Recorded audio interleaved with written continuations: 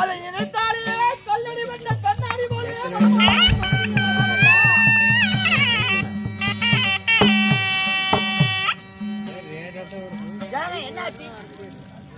மற்ற தேசம் என்று சொல்லக்கூடிய நாட்டிலே நீர்வளம் நிலவளம் நீர் தாத்த புண்ணிய பூமி என்று என் நாட்டை, ஆனால் இந்த திரியத்தனாகப்பட்டவன் ஆட்சி செய்து வரும் காலத்திலே என் நாட்டிலே பெரிய ஒரு சோதனை ஏற்பட்டது. நண்பா, இதோ இந்த உலகத்திலே யாருக்குமே அலங்காரம் என்று சொல்லக்கூடிய ஆணவத்தினால் தான் பெரியவன் என்று கர்வத்திலே ஆடிக்கொண்டிருந்தவன் யாரு? அந்த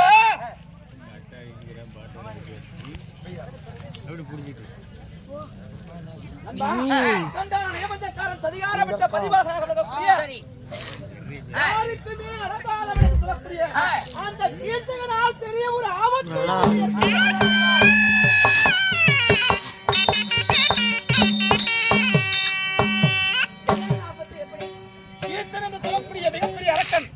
அப்பேற்பட்டவன் என் நாட்டிலே வந்து இந்த நாட்டை எப்படியாவது தன் வசமாக வேண்டும் என்று தந்திர மார்க்கமாக என் நாட்டுக்குள்ளே நுழைந்து அடித்து அல்லோலப்படுத்தி இந்த மற்ற தேசம் என்று சொல்லக்கூடிய நாட்டையே அபகரித்துக் கொண்டார்.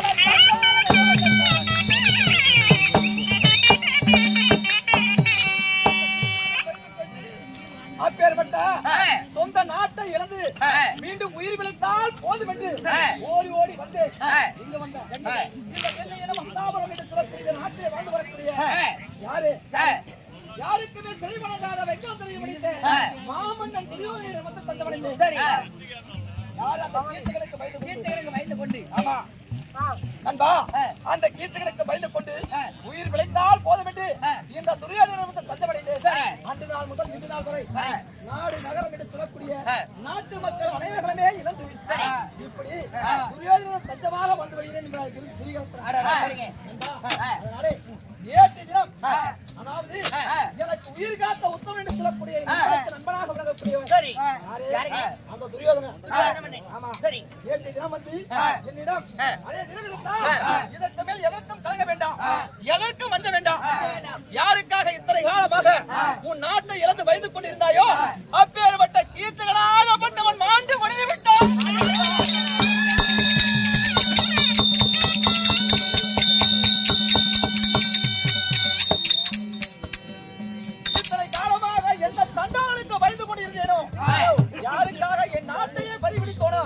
அப்பேற்பட்ட கீர்த்தகனாகப்பட்டவன் மாண்டு மறுத்து விட்டான் என்று செய்தி கேட்டவன் எனக்கு பேர் ஆனந்தம்.